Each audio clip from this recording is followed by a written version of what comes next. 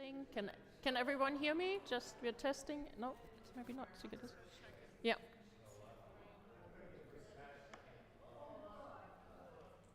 Oh yeah.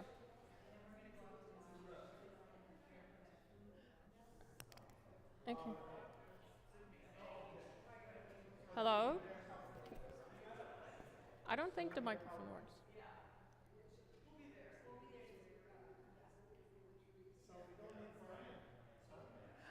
Oh no, yeah, it's too bad. I mean, it's kind of a too bad. Great, right? Really love this. Mhm. Yeah, he always had very good. Always very insightful. Yeah. Yeah. So who's taking care of this? So I can control the slides from here, Nice. and then Brian is working the camera. Oh, is he doing it from? Yeah, from in his little hut, in his little space. Yeah. Oh, well, he can come out. Now, I was saying to Megan today, he was so, he has a kind of a gift, Mhm. it seems to me, right? He Yeah. could always Yeah. offer something. Yeah, no, I was thinking the same. It's like too bad that he can't be in the room with us.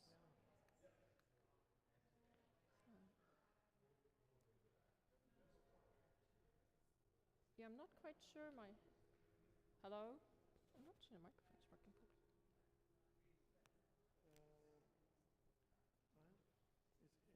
It is on. Oh, no, I think Brian must. Can you hear me?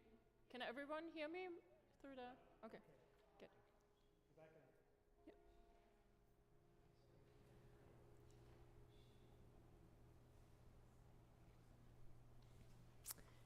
Okay. We just wait for the bells to finish.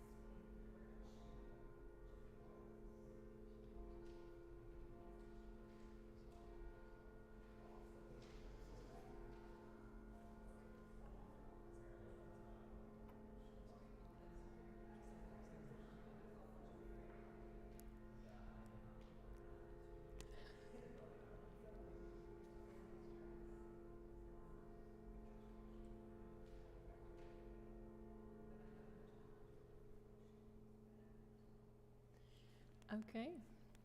Good evening and welcome to the Co-Cathedral of St. John the Evangelist. I'm delighted to see you all in person here again tonight, and will also welcome others who may join us on our live stream. For this, our first reflection on the meaning of Lent, Advent, on the meaning of Advent and Christmas through works of art. Let me introduce myself briefly. I'm Ulrike McGregor. I grew up in Germany. I have a Ph.D. in human physiology and worked at the endocrine research unit for 8 years here at the Mayo Clinic. Thereafter, I acquired a master's in fine and decorative art from Sotheby's Institute of Art in London. I returned back here to Rochester Christmas 2019 and now work as a freelance art historian. And then first of all, I would like to thank Father Mann and also the staff at St. John's for their continuous support in our endeavor to use art and beauty to further explore and expand our faith. And I also would like to thank Brian for his help in continuously updating the technology to improve our visual and audio experience. A live stream provides, in addition to people attending here, the opportunity to either attend live or you can watch the movies, the videos later. The lecture remain available online, either on YouTube or on the Facebook page of St. John the Evangelist. when you go and you choose videos. Just kind of an interesting research we did is we went back to the Advent series from last year, from 2022, and from Lent this year, 2023, and kind of looked how many people were attending the videos, and on average it was 200 people watched the videos. So I think it's an important and interesting technology that we have tapped into and give a wider opportunity for people to attend the lectures if they would like to. And there's a handout for everyone with the works of art that we will discuss tonight. There's a short synopsis with the information on the artist and the contextual information about the works of art. Before we begin tonight, as this is our first session, I will give a brief overview of the standard format I will use to guide you through these reflections. Many of you are already familiar with this format. For others, it might be new. I will this format that I will outline for all 4 sessions of our Advent series. In the first 10 minutes, I will introduce a relevant art-related topic. I will then move on to discuss with you in detail 3 separate reflections of works of art for approximately 15 minutes each. These works vary from the 15th to the 21st centuries and are closely connected with readings we hear through Advent. As we study each work individually, I will provide some background information on the artist and the historical context. After a brief biblical reading, we will then explore the individual artworks together. With the reading in mind, I will pose questions to the audience about the work to direct us through the process of close observation. I will ask you questions, for example, and I would like you to comment on the type of artwork, for example, its size, its subjects, the figures, and the objects. We might observe how the work is organized in terms of colors, the layout, space, and texture. These descriptive observations can help us to interpret the mood or meaning of the artwork and guide our own personal impressions and responses to the work. And I look forward to your active participation in this exploration. And then at the end, I will summarize what we have seen and then leave you with a parting question for further personal reflection. So let us proceed to tonight's works of art. Just this Sunday, we celebrated the end of the liturgical year, celebrating the feast of Christ the King, which then leads into the Advent season. The Advent season, which means coming of the Lord, is a time of stillness, peace, and watchfulness, which allows us to hear God's words. It is a time reminding us about the importance of Christ in our lives, preparing us to celebrate Christ's birth, as well as his second coming in the future. Our 3 paintings are a wonderful witness to both the kingship of Jesus and the readings we will hear during Advent.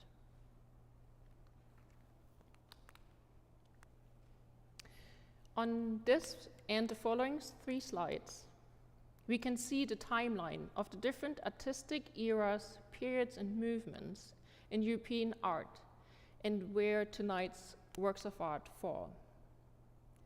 This schematic overview of the artistic eras from the 18th to the 1900s. In our painting, the first painting we will discuss tonight is The Light of the World by William Holman Hunt. He was a founding member of the Pre-Raphaelite Brotherhood. And his painting will remind us of the words by Pope Francis, and I quote, that we need to recognize God's closeness.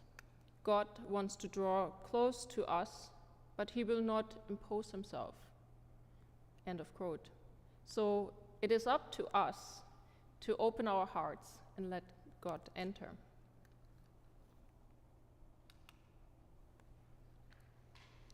The second schematic shows a more recent European artistic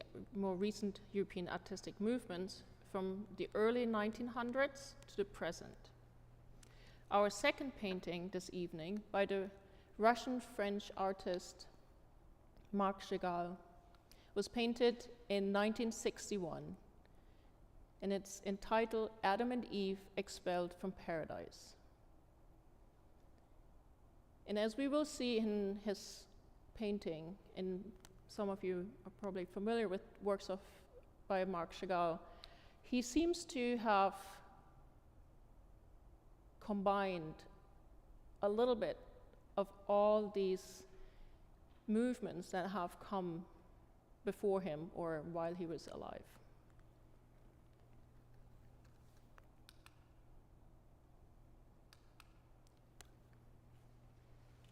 And then with our third work of art, we will return all the way back to the early Renaissance. The third painting is the Annunciation by Fra Angelico. It was painted circa 1426. As you can appreciate, we are spanning more than 500 years of art history this evening.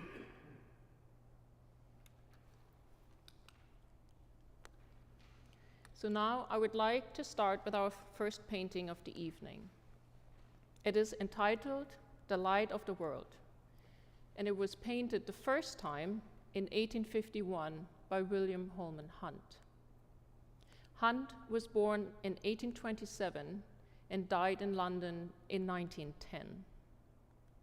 Hunt entered the Royal Academy of Art in 1843, and it was there that he met his lifelong friend, the painter John Everett Millais. Together with Millais and the painter Dante Gabriel Rossetti, Hunt formed the initially secret Pre-Raphaelite Brotherhood in 1848, with several artists being loosely associated to the Brotherhood and its artistic style. The Brotherhood produced innovative, controversial, and impactful works, as well as secular works. Their pictures of religious and medieval subjects strove to revive the deep religious feelings of the 15th century Italian painting.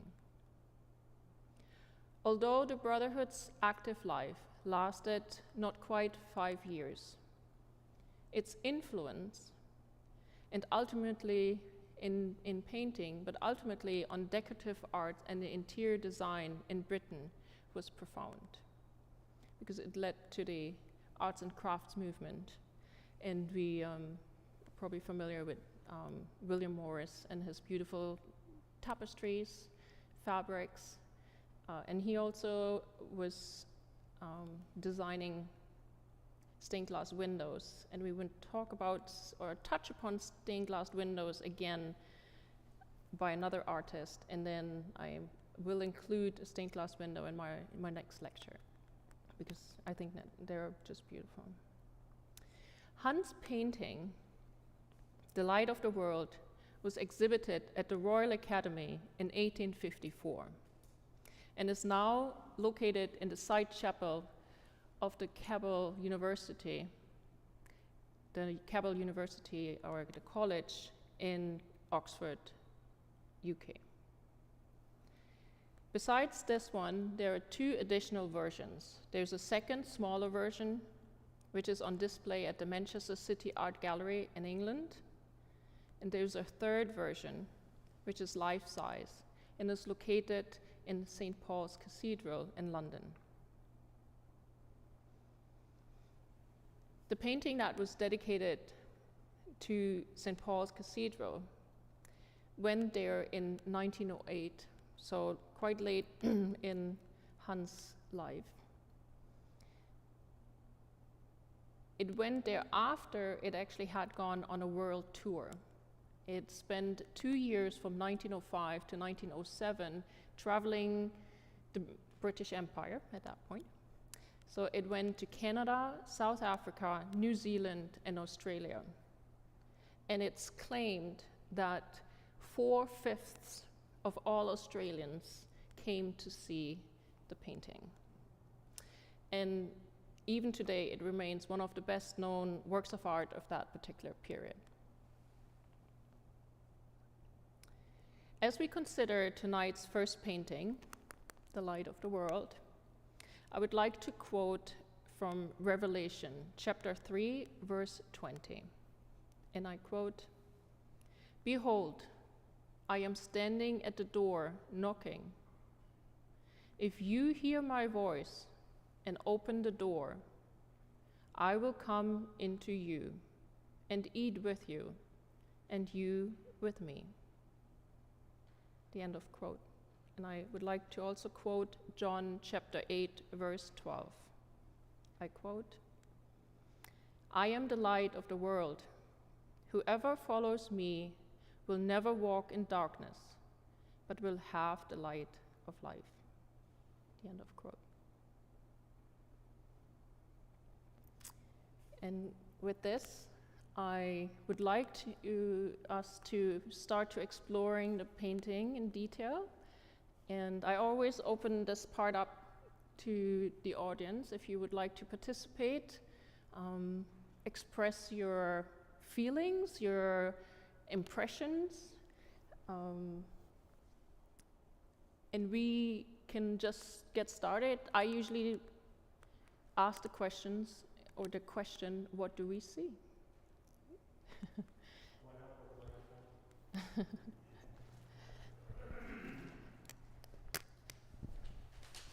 Thank you. I'll make myself pause. I was spoken.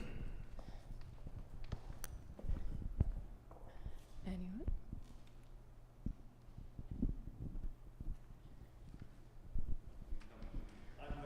Okay. Well, the first thing that strikes me is that we see the lantern as a source of the light. The light shines primarily on the person of Christ. It also shines on the door, but it shines very distinctly on the foliage that is somehow within the house. The door is opening outward. Christ is entering, because you can see there's forest and you can see that's the outside with a heavenly light as well. Right. Yeah. But the light is shining very distinctly on this foliage, and it's in the house. I don't know what that means. Mm-hmm. Yeah. I know foliage, many times the plants have a symbolic meaning in Renaissance art and medieval period, I think. But Yeah. Yeah. No. that's my first impression. Very good. I love that. And we can collect maybe a couple of things, or we can start exploring it. So I appreciate, my first impression was it's very elegant. Mm-hmm. I mean, it's a very elegant painting with finery and, something beautiful from a perspective of elegance. The other piece is the lantern of the light, resurrection, and then the crown of thorns. Mm-hmm. So the king is really, to say, Jesus Christ, king through passion, death, and resurrection. He's doubly crowned. Exactly. So yeah, we can dive in. And I have a more detailed part of exactly this, so we can start talking. Exactly, it kind of doubles up. It's the king, so he wears a proper crown, as we would imagine a king to wear, but it's interwoven with the thorns. So we know he's not an earthly king, it's Christ. Yes, and so we're doubling up on that. And if you go back, so there's the light source, and we actually have we kind of have two light sources. This is the dominant one, the lantern, But we also get some light from, again, it might be the halo, it might be a full moon. So I think this leaves open some room to interpretation, because this painting is an allegorical painting, which allows us, it's not exact in a sense, so it leaves a little bit of room for our personal interpretation, how we want to read this particular painting. It's kind of thought that the light of the lantern is the light of our conscience, and the light behind Christ's head is the light of salvation. And then, so Christ comes and he knocks on the door. And the door, what could the door represent? Yeah, our hearts, our soul. So Christ comes and he knocks on our door.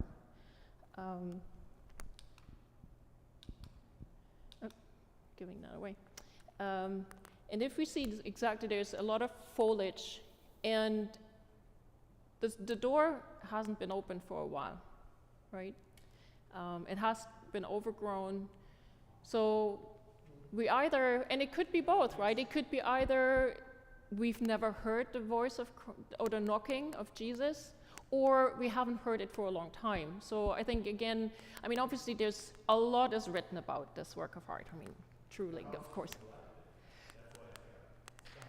Yeah, so it could be Christ is knocking on our door, that we call ourselves Christians in Catholics, but are we really opening our door fully to God? Are we fully present?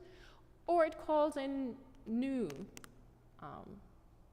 people to join and come in. So I think it's a little bit of both. And just to kind of lead you through, so we see the door, he's knocking, and we see the foliage and the plants, and there's ivy coming down here. Where is the doorknob? Sorry, where is? The doorknob. It's in the darkness. We can't see it. Do you think there is a doorknob? So no, Hunt did not paint a doorknob. Again, to further express it's our need. God is not coming, he's not working himself into our hearts. He's there, but we are the ones who has to actively open the door and let him in. So I think that's a beautiful detail, that he left out the doorknob. I thought the lighting on Christ's face, it's a little subdued, as if, if you're not looking carefully, you could miss it. Yeah, I think, yeah, we can go back. Yeah. And also I think with the play of light a little bit, so I've read up on this, and some of the critiques were saying, well, Christ is wearing a plain white garment. And I thought, well, it's not white. I think Hunt did an amazing job creating the reflection of the light onto the garment. And it's simple, but I would compare it to shot silk. I mean, the women in the room might probably be familiar. It has this iridescent reflection to it. I think that's wonderful. And then also, if we look at it, this is quite simple, but still we recognize him as the king. I mean, we can't miss that the person who's knocking on the door is a king. He's having his mantle, his cloak is decorated with beautiful gemstones. So it's beautiful decorated, and it's a beautiful cloak. And one thing of the Pre-Raphaelites, the reason why Hunt and Millet and Rossetti kind of formed the Pre-Raphaelites were they were rejecting the way the art was produced at that time. It was very much realism, the lack of, the lack of authenticity, and the Pre-Raphaelites wanted to go back, and they were often very, very precise. Again, coming back to the foliage, was how the foliage was. It wasn't beautified, it wasn't changed, it wasn't adapted to the painting. And they painted on plain air, which means Hunt was actually, he built himself a little hut, and for weeks and weeks he would go out and sit in the darkness and painted this particular spot over and over again and kind of put it together. It took him a couple of years to put the painting together.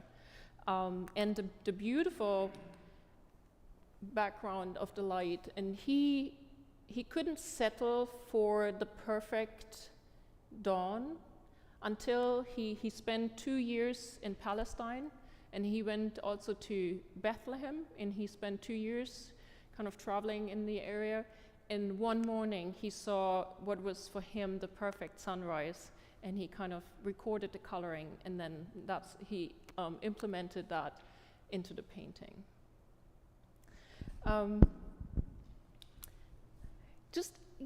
If we just focus on the face,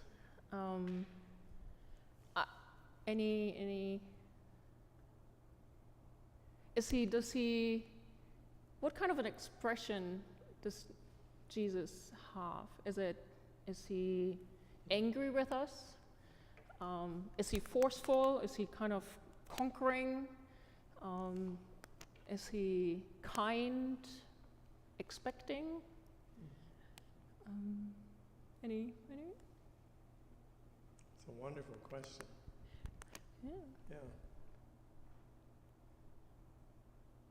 I think it's a rather gentle look. Yeah. I mean, he's certainly not forcing, again, coming back to this idea, he's not forcing his way into our lives. I think he's rather gentle in wanting to come to us. Then the idea is always, who was the model? And there was an interview with Hunt, and when in his interview he said, well, he kind of looked around and he looked at the people that he looked up to his friends, and he said he put together kind of a combination of all the good qualities of all the people that he interacted with. And I thought, well, that's fair enough, right? And then I read some of his biography, and then obviously you come across a picture. And I thought,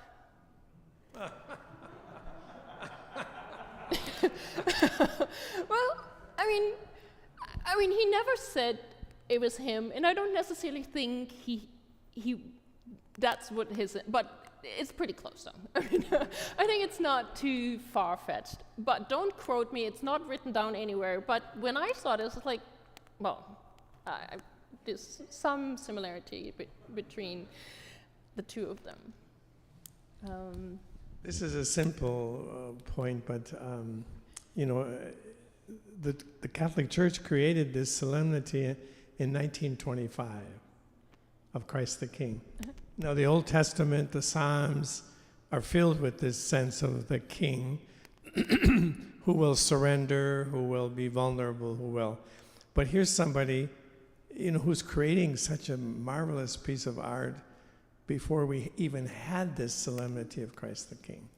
Yeah. It's a simple point, but yeah, it's but that's, yeah. Yeah. And when he painted, there is a quote, and I can't exactly quote it, but it was, he is saying something like, even though I might not be worthy of it, but I think it is important to put this on a canvas and to present it to the world. And I think it is beautiful. And then just at the very bottom, we have He put in some more details. Again, it was the foliage, it's the ivy, but he also placed a couple of apples there. What do apples remind of us? Right, the fall, which is not. That's a potential interpretation. It's the fall, our fall of our lives, right? As we move on. But then, obviously, the original sin, so the apple of Adam and Eve. And it's supposedly believed that the tree of life was an apple tree as well. So I think there, again, because it's an allegorical painting, I think Hunt leaves some room for our personal interpretation. And again, that's what we do. I think that, and that's, I keep saying it every single time we do this, it is my favorite part when I hear your voices and your thoughts and how you see it and how the painting work on you. But this, the apple gives us a perfect transition to our next painting.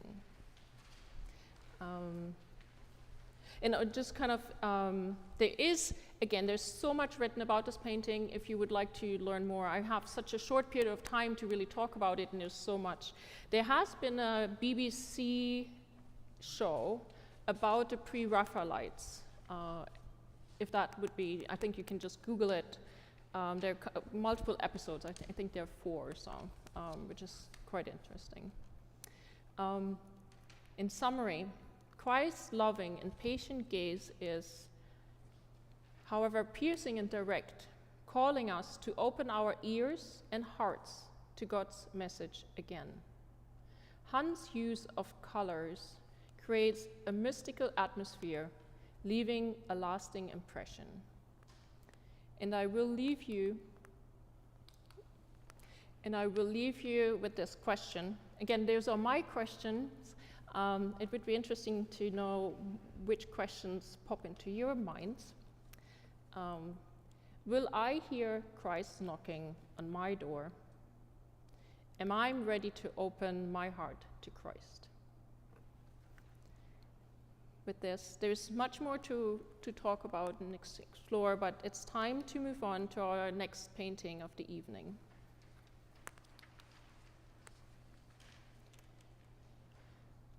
This work of art is a depiction of the first reading we will hear on Friday, December the 8th, when we celebrate the Mass of the Immaculate Conception of the Blessed Virgin Mary.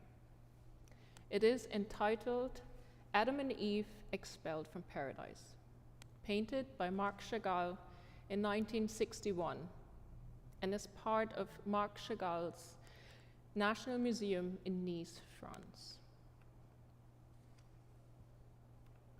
Chagall was born in Vitebsk, today part of Belarus, on July the 7th, 1887. And the reason I give you the exact date is because the number 7 played an important role for Marc Chagall. So it's the 7th day of the 7th month in 87, and supposedly he had 7 fingers on his left hand. So number 7 played an important role for Chagall. He was born into a Jewish family and was the oldest of 9 children. Before World War I, he traveled between St. Petersburg, Paris, and Berlin. During that period, he created his own mixture and style of modern art, based on his idea of Eastern European and Jewish folklore. He spent the wartime years in his native Belarus, becoming one of the country's most distinguished artists and a member of the modernist avant-garde. He later worked in Moscow for a few years under very difficult conditions before moving back to Paris. During World War II, he escaped from occupied France into the United States, where he lived in New York City for 7 years, before finally returning to France. He never learned to speak English. His excuse was that it took him 20 years to speak bad French. So, and he never really settled into New York, and so I think he never gave it much of a chance to learn the language. Marc Chagall was an early modernist who was associated with several major artistic styles, such as Cubism, Symbolism, Fauvism, and Surrealism. However, he was not a realist.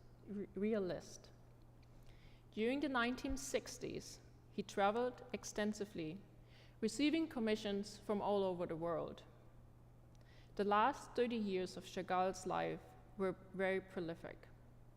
He created works in a wide range of artistic forms, including paintings, drawings, books, illustrations, stage settings, ceramics, tapestry, and stained glass. Having mastered the medium of stained glass, he worked on many large-scale installations, such as the window at the Cathedral of Metz in France, the United Nations building in New York, the America windows for the Art Institute in Chicago, and many more. And they're world famous again, in particular for his beautiful blues, and it's often called actually the Chagall blue. Chagall died in 1985 at the age of 97 in St. Paul de Vence, close to the Côte d'Azur. And that was an area where quite a few of artists like to live. Matisse lived in that area, Picasso, Monet lived there before, and they just loved that particular light. He left behind a legacy of being a true master of color and an early adopter of surrealism and modernism. As you consider our second work of art of the evening, I will quote from Genesis, chapter 3, verse 24. I quote, "He drove out the man, and at the east of the Garden of Eden he placed the cherub, and a sword flaming and turning to guard the way to the tree of life." End of quote. And with this, now I would again would like to invite everyone to share with us what kind of impression the painting leaves on them, how they see it, what they see. And again, this is definitely way open for personal interpretation and what we see and how we see it.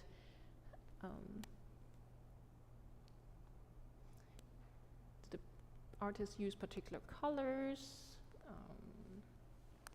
Who is in the painting?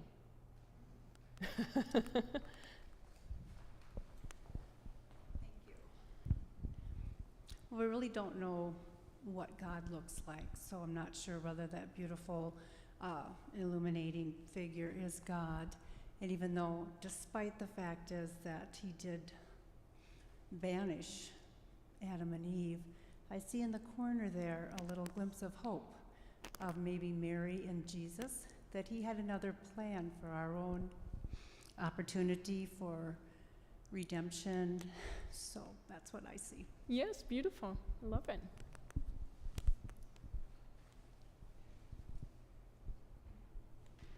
Anyone else? I just see a lot of strange birds. And a lot of them seem to have flames or the same similar shape. Yeah. And I also find down in the left-hand corner the person who's recovering the piece of almost like bouquet or the flames that have been taken from the bottom left. It looks like a... Oh, down here, yep. Yes. Yep. Not sure what it means, but it There's looks like another it bird probably here. meant something. Yeah, we definitely have lots of birds. Yeah.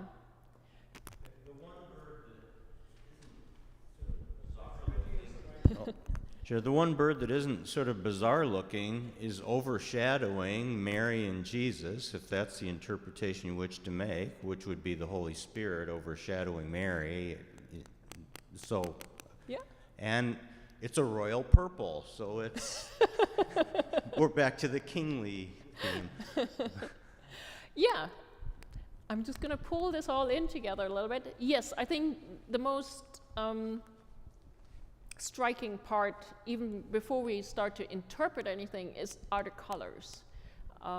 It is not as blue as some of Chagall's typical paintings, but we definitely have lots of blue and beautiful greens. So this is the Garden of Eden. We have a river running through here. Again, I thought this is maybe the tree of life, or the tree of wisdom, of knowledge. And over here we have the angel with his sword, driving out Adam and Eve, and they're kind of riding away here on a cockroach. And then we have trees that are uprooted, they're kind of up and down. So again, I think it's a combination of, or it's the story of Genesis, the angels driving out Adam and Eve, and it's chaos happened in paradise. The Garden of Eden is uprooted, it's out of its regular order, and we see strange figures, strange animals. We have the serpent over here. I think I took some. So yeah, we have the angel. I took some close-ups, and they're riding away here. They were kind of horse bird mixture. And yeah, I think so. Chagall, he was a very positive person, and I think even when he painted this painting, it is the fall of man. It is Adam and Eve led to the sin of human. However, it's not all negative in a sense. I think they're riding away to the life on earth. And I think this is beautiful too. I think he does foreshadow, again, the coming of the second Eve, which is Mary, who's Mary with baby Jesus.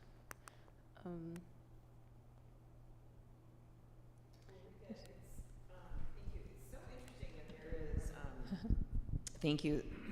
It's so interesting that there's so much blue, because blue is serene and calming, and yet, as you said, there's just chaos everywhere, and all of these creatures are fleeing. But that must have been his favorite color. I don't know. Oh, definitely it is. Yeah. Yes, it is. Blue is his absolute favorite color. Interesting too how the angel, the tree of life, or the being, whatever this form is with the globe on top, and then Adam and Eve, they're kind of all competing with each other, to me, in a sense, for attention, our attention in the painting. There's just a lot going on, so it's beautiful. One other comment I'd make is the word for the painting is chaos, and that, you know, you have a donkey up there with horns, I think.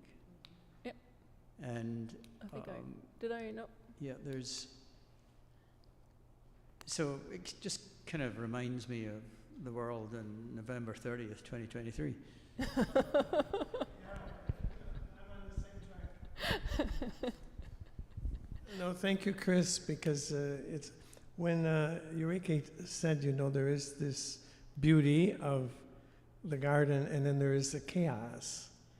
And in a sense, even though we have in the corner redemption, Christ born of Mary, we still have the chaos. So the disunity of this lack of freedom, because really they didn't surrender, they were not vulnerable. So we haven't recovered that. Is it fair? I mean, I love redemption with Christ, and I'm not saying that we don't have the light, but it is interesting that whatever this was about, the cosmos, this radically changed. And so we are striving to create unity and harmony and tranquility. And we have Christ, and I believe in Christ, and yet we have our freedom to mess it up. And we've messed it up, and we continue to kind of struggle with messing it up. Oh yeah, I think that's the human nature. I mean, probably because of Adam and Eve. I mean, we just imbued with that. We can't escape messing it up, I guess. Yeah, definitely. Yeah, so again, I think, so just kind of pointing out the size here, and then again, I'm a metric person. So this is actually quite large. I mean, it would be larger than it is displayed on the screen. And so when you go into the museum, and most of his works are that scale, again, it is actually quite overwhelming. It is enveloping you. It's gorgeous. I mean, it's absolutely beautiful. And then again, I don't know, some people had a chance to see his stained glass window in the Art Institute in Chicago. It is just magnificent, isn't it? I mean, it's just beautiful. Kind of a last, again, I kind of like to throw in some contemporary ideas here. So I haven't seen the movie, but I looked at the little clip. The painting, or part of the painting, was in the Star Trek movie, in the very last, pretty much at the very end of the Star Trek series. And they were talking about it in front of the painting, and their take on it was a little bit like, well, everything comes to an end. And that was also because Star Trek was coming to an end. So again, it was interesting that whoever directed the movie chose part of the painting to kind of include it into the movie. So again, it's time to move on, because I want to make sure we give our third painting equal time to explore. And in summary, is kind of what I thought. In this painting, and in all of Chagall's works, he expresses feelings rather than reality. His colors do not even attempt to imitate nature, but suggest the feelings, ideas, and movement. And I will leave you with these questions. Unlike Adam and Eve, will I try to resist sin? Do I believe that God, as Jesus, has come to save me? And so now it is time to explore our third painting of this evening. It represents the Gospel reading during the celebration of the Immaculate Conception of the Blessed Virgin Mary. It's the Annunciation. And I learned that, actually. We actually will hear the reading of the Annunciation from the Gospel of Luke 4 times during Advent and Christmas. I hadn't quite appreciated it. Fra Angelico, in Italian, angelic brother, as he is known in reference to his profound spirituality, painted the Annunciation circa 1426. It was part of the altarpiece for the church of San Domenico de Fiesole near Florence. Fra Angelico was one of the principal painters of the early Renaissance in Florence. He is first recorded as a painter in 1417. About the same time, he became a novice at the Dominican friary of San Domenico. He spent much of his life there and eventually became prior. Fra Angelico was influenced by the work of early pioneers of the Renaissance in the 1420s, particularly the sculptor Ghiberti. He used new realism and impression of volume to define figures, as well as linear perspective to define space in his own more contemplative arts. Fra Angelico is most famous for his fresco painting, which he created after 1436 in the Dominican friary of San Marco in Florence, whose rebuilding was supported by Cosimo di Medici. I would like you once again focus your attention on the painting as I read a brief quote from the Gospel by Luke, chapter 1, verses 26 to 28. I quote, "The angel Gabriel was sent from God to a town of Galilee called Nazareth, to a virgin betrothed to a man named Joseph. And the virgin's name was Mary. And coming to her, he said, 'Hail, full of grace, the Lord is with you.'" End of quote.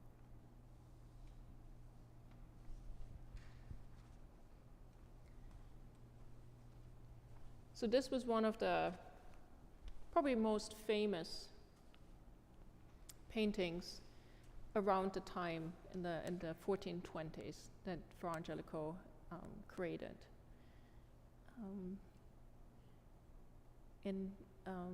Again, I kind of like to collect some ideas and we can kind of start putting it all together. Kind of one thing I think, since we have gone back now all the way to the 15th century, we are back in the Renaissance. I think a significant difference in this painting versus the two other paintings is that we can read this much more literal. So paintings from the Renaissance and the Baroque wanted to tell a story rather than, they wanted to evoke feelings as well, but it's also the important part in these are that they tell a story, and I think we kind of can read it, the painting kind of from the left to the right as we would read on the screen.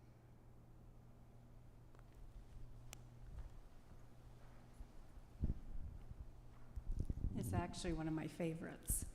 So if you take a look, like you had mentioned, the fall, Mary's our new Eve. If you take a look at the light, it's coming directly to her, through her. If you take a look at the post, you'll see like an image of a man. You could say Father, Son, and that little white spot may be the Holy Spirit, or the hands coming out. Oh. And it's Mary's yes There's the Holy Spirit, that's it. to receiving the Lord. And if you take a look at the way she has her hands over her heart, she doesn't know what's going to happen, but she's open to that possibility of love. Thank you. We're done. Thank you, that's beautiful. I don't want to dispute, but I see her hands crossed over her womb, over her abdomen.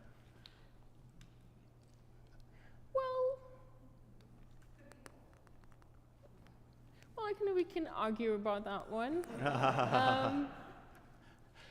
But I see a division of three. I'm going to move on. I see a division of three. Clearly there are three panels, yeah, and we have a sort of an earthly or human realm on the left and on the right, and there's a heavenly realm intervening. And one thing I like about this is that Gabriel is androgynous. So often angels are painted as male, and we interpret he, even the language in the Bible, but they have no sex. They're spiritual beings. So I like it when angels are depicted not as my name is Michael, and I like, being named Michael, and it's a very masculine name, and I'm the protector of all, and my patron is, but they have no sex. That's a human, or that's a worldly characteristic, a reproductive Sure. role. Anyway. Yeah.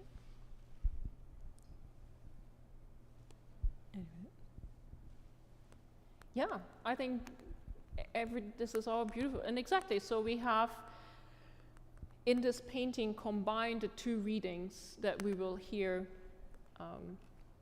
at the celebration of the Immaculate Conception of the Blessed Virgin Mary. So we have the fall, exactly, and we can almost make this a freestanding painting if we wanted to. So we have Adam and Eve, you have the angel expelling them from the garden of Eden. Yeah. More apples. And it's, I think, one part of this painting in this section is actually the richness of paradise. I think the foliage is so lush, so dense, and so this painting is located at the Prado, and first of all, they just did an extensive restoration on the painting. So the restoration was finished in 2019, and then they had a large exhibition, including many of the works by Fra Angelico and some of his contemporaries. And they have multiple videos which they were taking while they were in the process of restoring it. So again, if that's something that you're interested in, it's beautiful to watch all the little details and how carefully and the amount of time it took for the work to be restored. And so then they invited a botanist, and then he gave a little video. Unfortunately, it's in Spanish, and sometimes they have English subtitle in the videos. I think there's 5 or 6 videos, and some have English. Unfortunately, that one didn't, and at some point I kind of got lost. But the take-home message was that Fra Angelico depicted flowers very precisely as they were growing around the time in Italy. So just keep an eye on my time here. So yes, and then we have God's hands coming out of the bright light, sending out the angel together with the Holy Spirit, which is classically depicted as a white dove piercing into Mary's heart. I have a question. Do you know what the swallow symbolizes? It's very deliberately placed, and I know a lot of the, different plants and animals have symbolic meaning, but I don't know what a swallow. Yes. So that's so I was going to end with this, but we can pull it in. So first of all, swallows. I love swallows, and yes, I saw that, and it's a very prominent place. And swallows are a symbol for faith, love, prosperity, protection, and freedom. And there's 2 references in the Bible to swallows, and there's one in Psalms 84, verse 3, and I'm just quickly read this out because I think it's so beautiful. And I quote, "Even the sparrow has found a home, and the swallow a nest for herself, where she may have her young, a place near your altar. Lord Almighty, my King and my God." So I think it is so beautiful. It's an insignificant creature that is invited to be so close to Christ. Again, yes, I think so. The swallow, I think that's absolutely beautiful. And then I think the angel again. I think it's true. It's non-descriptive, which I think is beautiful. I think the facial expressions are rather neutral, and I think that's part of the time, the Renaissance. If we think of even earlier paintings, it was very kind of flat. They haven't developed facial expressions and how to depict that. So I think that's kind of reflecting rather more the time. But then if we have a look at the beautiful halos, they're so detailed. and full of delicacy. Then, as an overview, again, I think the theme tonight is color. We see beautiful blues. I mean, the cloak, Mary's cloak, is absolutely magnificent. I mean, just imagine you would wear a cloak in a blue like this, echoing the sky with this. And then we have the image of God in the medallion, looking down on us, on the Annunciation. Yeah, I think it is one of my favorites too. I really like it. I think it's beautiful. So, and I think our time is up. I don't want to keep you extended time, and I will leave you with one final question. Will I say yes to God's call and prepare my heart and soul for the arrival of Jesus Christ? Thank you very much. Good to see you.